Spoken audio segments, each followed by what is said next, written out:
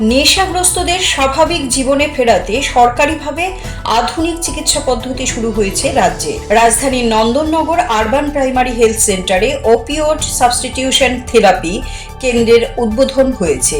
শনিবার থেকে পশ্চিম জেলায় মোট 18টি প্রাথমিক স্বাস্থ্যকেন্দ্র কিংবা কমিউনিটি স্বাস্থ্যকেন্দ্র ওএসটি কেন্দ্র চালু করা হয়েছে।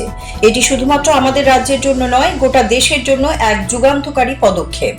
ন্যাশনাল এইডস কন্ট্রোল অর্গানাইজেশনের কোনো আর্থিক সহায়তা ছাড়াই রাজ্য সরকার এই উদ্যোগ গ্রহণ করেছে। এই পদ্ধতিতে পাঞ্জাব রাজ্যের বহির্বিভাগীয় ওপিওড অ্যাসিস্টেড ট্রিটমেন্ট মডেল অনুসরণ করে নেশাগ্রস্ত ব্যক্তিদের শিরাপথে ইঞ্জেকশনের মাধ্যমে চিকিৎসা করে সুস্থ জীবনে ফিরিয়ে আনা হয়।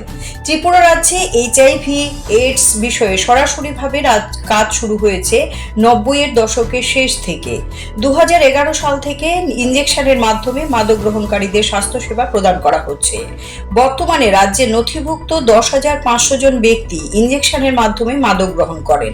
তাদের জন্য পূর্বে শুধুমাত্র ন্যাশনাল এইডস কন্ট্রোল অর্গানাইজেশনের অর্থায়নে শিরাপথে মাদক ব্যবহার সম্পর্কিত ওএসটি পরিষেবা চালু ছিল, কিন্তু আজকের এই উদ্যোগের ফলে অন্যান্য নেশাগ্রস্ত ব্যক্তিরাও এই পরিষেবার আওতায় আসবেন, যা নেশামুক্ত ত্রিপুরা গঠনে এক বলিষ্ঠ পদক্ষেপ বলে মনে করা হচ্ছে।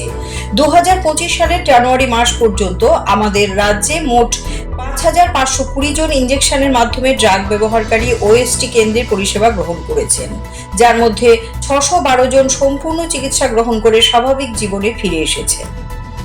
আমাদের এই রাজ্য তথা পশ্চিম ত্রিপুরা জেলা আমাদের নেশা মুক্তির জন্য বিভিন্ন প্রয়াস সেখানে আমাদের রাজ্য সরকার এবং আমাদের জেলা প্রশাসন সেখানে করেছে, বিভিন্ন ব্যবস্থা সেখানে নেওয়া হয়েছে।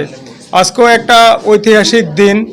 সেখানে আগে আমাদের এই পশ্চিম ত্রিপুরা জেলার মধ্যে শুধু মাত্র 5টা আমাদের যে প্রাইমারি হেলথ সেন্টার আছে তাদের মধ্যে আমাদের যে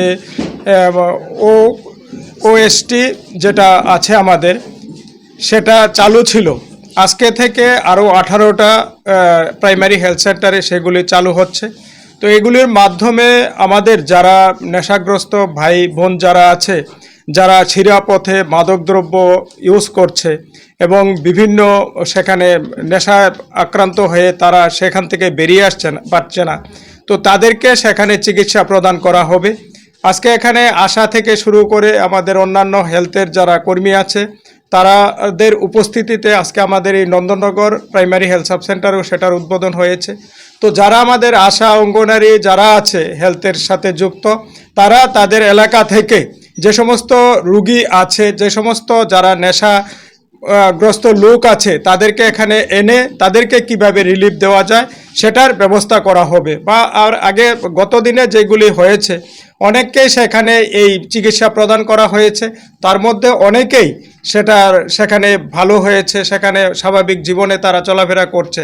তো আমার আশা আজকে যে 18টি আমাদের সেন্টারের উদ্বোধন হয়েছে, এই 18টি সেন্টারের মাধ্যমে আমাদের যারা আছে, যারা এই ইনজেকশন নিচ্ছে বা গন্ধ শুকে যারা নিচ্ছে, নেশা করছে বা অন্যান্য পথে যারা নেশা সেবন করছে বা নেশা ব্যবহার করছে, তাদেরকে সচেতন করে তাদেরকে এই রিলিফ সেন্টারে আর এই স্বাস্থ্যকেন্দ্রে এনে তাদেরকে চিকিৎসা পরিষেবা তারা প্রদান করবে এবং আমার পূর্ণ বিশ্বাস সেটা তারা সফলতা পাবে এবং যারা নেশাগ্রস্ত আছে তারা স্বাভাবিক জীবনে ফিরে আসবে। তো আমি সবার কাছে, আপনাদের মাধ্যমে সবার কাছে সেটার জন্য সহযোগিতা চাইব। শুধু আমাদের এই হেলথ ডিপার্টমেন্ট বা অন্যান্য যারা আছে তাদের দিয়ে আমাদের এটা সম্ভব হবে না, এটা আমাদের একটা সমাজের অভিশাপ হয়ে দাঁড়িয়ে আছে। সমাজের সমস্ত স্তরের লোক সেখানে আসতে হবে, এসে এটার মোকাবিলা করতে হবে।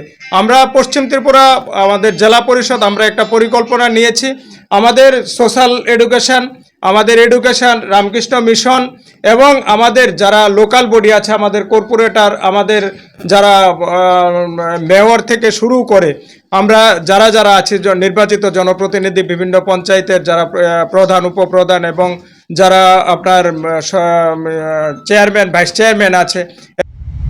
Siri TV, channel for news and entertainment.